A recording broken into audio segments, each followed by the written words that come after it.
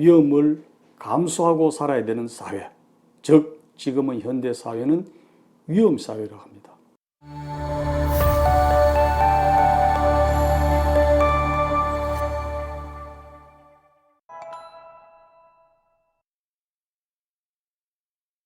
예, 먼저 반갑습니다. 넥스시티 포럼에서 주관하는 안전도시 어떻게 할 것인가 라는 내용으로 말씀을 드리도록 하겠습니다. 자, 안전한 사회, 과연 어떤 사회를 안전한 사회로 할까요? 우리 일상생활에서 각종 생활을 하면서 부주의로 인해서 비롯된 사고가 없는 사항을 안전한 사회로 하겠죠.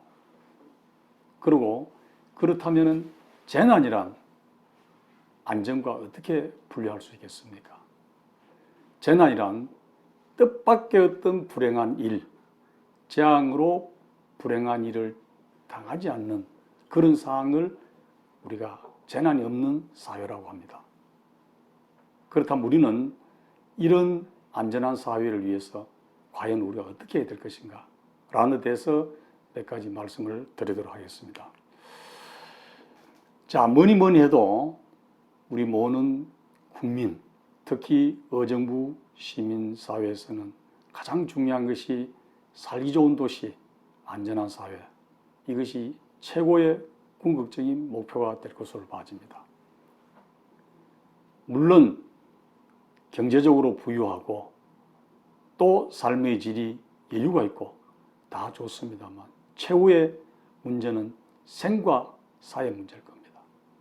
사람이 죽느냐 사느냐 어떤 문제, 과연 그렇다면 행정기관, 크게는 중앙정부, 적게는 지방정부에서 우리 의정부시 46만 시민, 우리 5천만 대한민국 국민 모두를 다 안전한 사회로 가기 위해서 리드할 수 있겠습니까?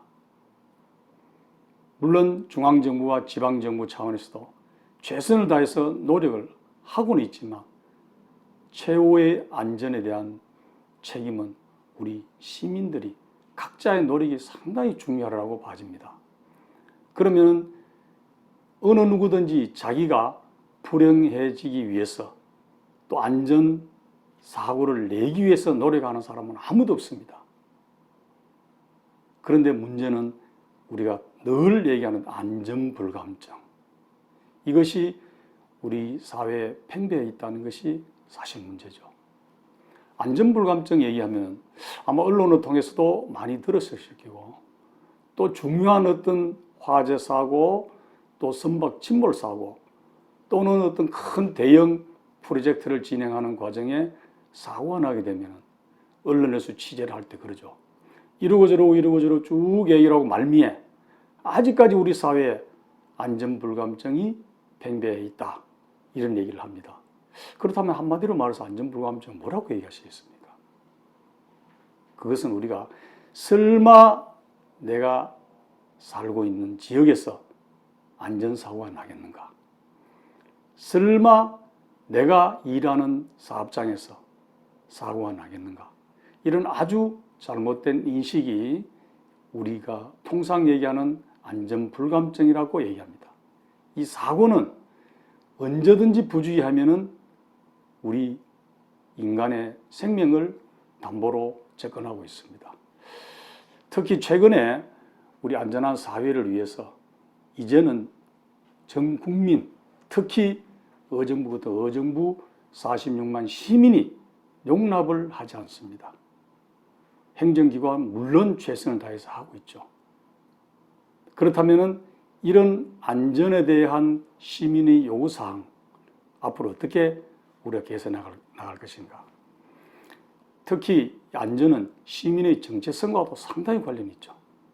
그리고 안전에 대한 것은 인구 정책과도 상당히 정주식에도 문제가 있다고 말씀드릴 수가 있겠습니다. 통상적으로 현대 사회는 저희들이 위험 사회라고 합니다. 왜 그럴까요? 지금부터 반세기, 50년 전, 쉽게 말해서 1960년 지금 2030 세대는 못 느끼겠습니다만 그래도 6.25를 거쳤는 베이비부머 세대 이전 세대는 대부분 다 느꼈을 겁니다. 그때는 대부분 농촌 지역에서 우리 생활이 거의 이루어졌었죠. 서울에도 지금처럼 이렇게 의정부시도 지금처럼 이렇게 고층 아파트, 고층 건물이 없었습니다. 그러다 보니 큰 공사도 없었을 뿐더러 큰 위험도 존재하지 않았죠. 그래서 지금은 현대사회에는 위험을 우리가 아예 없앨 수는 없습니다. 그래서 위험을 항상 우리가 감수하고 살아야 된다. 쉽게 말해 자동차 정말 중요하죠. 자동차를 많이 이용하시는 분이 교통사고가 일어날 확률이 자동차를 타지 않는 사람보다는 엄청 높습니다. 그렇다고 자동차가 위험하다래가 자동차를 타지 않고 늘 하루에 2시간, 3시간, 4시간 걸어서 자기가 일상생활을 하신다고 하면은 아마 생활의 반경이 상당히 좁아지리라고 봅니다. 그래서 이제는 위험을 감수하고 살아야 되는 사회, 즉 지금은 현대사회는 위험사회라고 합니다. 위험하지만 그 위험을 우리 시민, 국민 모두가 슬기롭게 배척해 나가야 되겠죠.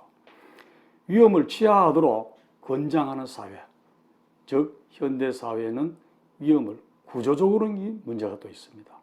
아무리 우리가 열심히 잘 한다 하더라도 내가 보행로를 아무리 잘 가더라도 지나가는 차량 또는 어떤 설비상의 교량의 어떤 결함에서 만약에 붕괴가 된다면 거기에 접하는 시민, 국민은 당연히 큰 사고를 재앙을 당하겠죠.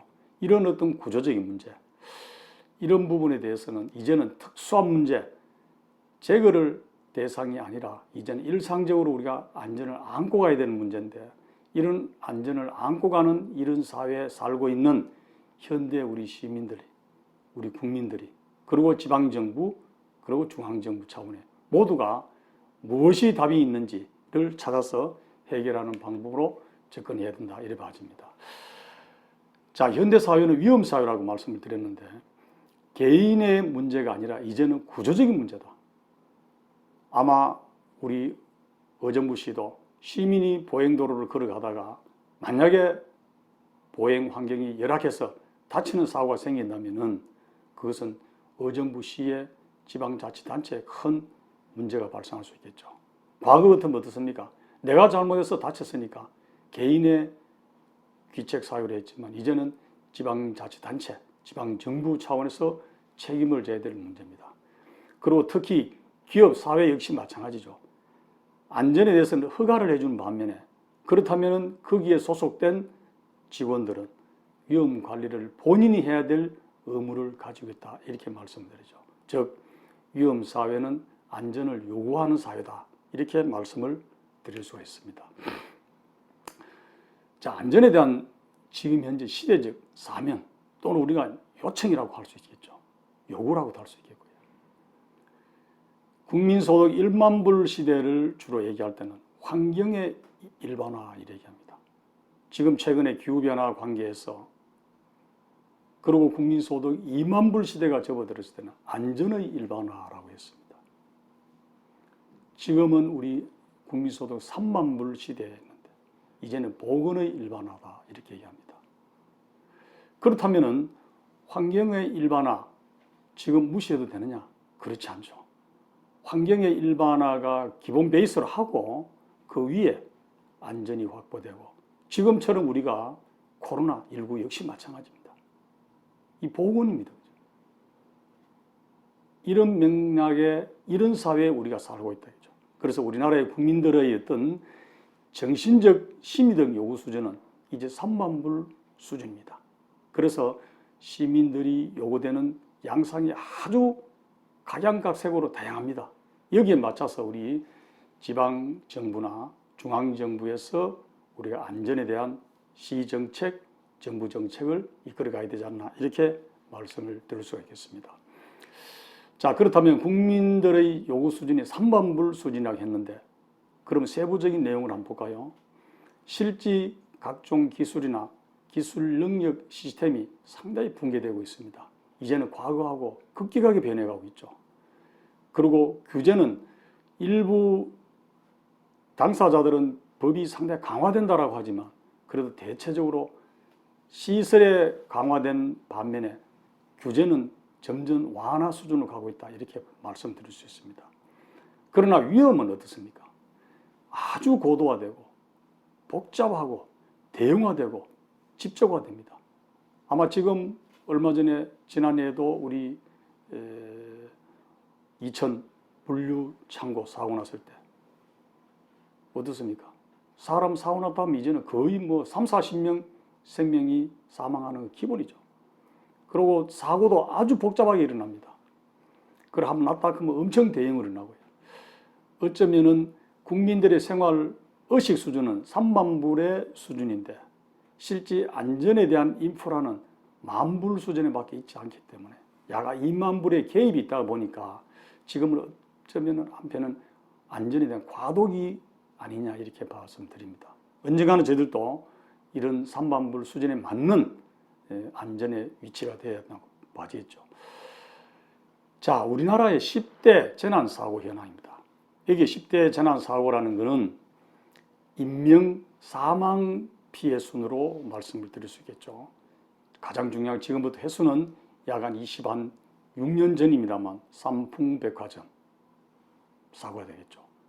502명 사망에다가 약 한 1,440명이 사망 또는 부상을 당했습니다. 그리고 최근에 우리 이번 쉽게 말해서 정부도 바뀌는 급격한 최고의 사고였죠. 세월호 사고 보면은 그 당시에 304명 정도가 사망한 사고가 됐습니다.